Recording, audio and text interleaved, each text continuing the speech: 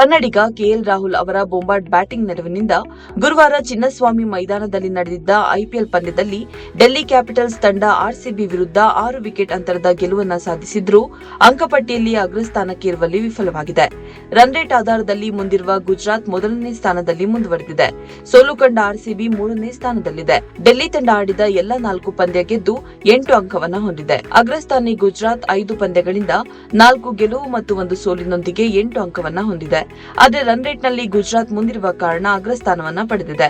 Orange ಮತ್ತು purple cap ವಿಭಾಗದಲ್ಲಿ ಯಾವುದೇ ಬದಲಾವಣೆ ಸಂಭವಿಸಿಲ್ಲ. ನಿಕೋಲಸ್ ಪೂರನ್ ಆರೆಂಜ್ ಕ್ಯಾಪ್ ಪಡೆದರೆ ನೂರ್ ಅಹಮದ್ ಪರ್ಪಲ್ ಕ್ಯಾಪ್ ಅನ್ನು ಹೊಂದಿದ್ದಾರೆ. ಗುರುವಾರ ಚಿನ್ನಸ್ವಾಮಿ ಮೈದಾನದಲ್ಲಿ ನಡೆದ ಪಂದ್ಯದಲ್ಲಿ ಮೊದಲು ಬ್ಯಾಟಿಂಗ್ ನಡೆಸಿದ ಆರ್ಸಿಬಿ ಉತ್ತಮ ಆರಂಭದ ಬಳಿಕ ನಾಟಕೀಯ ಕುಸಿತ ಕಂಡು 7 ವಿಕೆಟ್ಗೆ 163 ರನ್ ಅನ್ನು ಬಾರಿಸಿತು. ಗುರಿ ಬೆನ್ನಟ್ಟಿದ ಡೆಲ್ಲಿ ತಂಡ ರಾಹುಲ್ ಅವರ ಅಜೇಯ ಅರ್ಧಶತಕದ ನೆರವಿನಿಂದ 17.5 ಓವರ್ಗಳಲ್ಲಿ 4 ವಿಕೆಟ್ಗೆ 169 ರನ್ ಬಾರಿಸಿ ಗೆಲುವನ್ನು ತನ್ನದಾಗಿಸಿಕೊಂಡಿತು. ತವರಿನ ಮೈದಾನದಲ್ಲಿ ಅಬ್ಬರದ ಬ್ಯಾಟಿಂಗ್ ನಡೆಸಿದ ರಾಹುಲ್ 53 ಎಸೆತಗಳಿಂದ ಅಜೇಯ 93 ರನ್ ಅನ್ನು ಬಾರಿಸಿದ್ರು.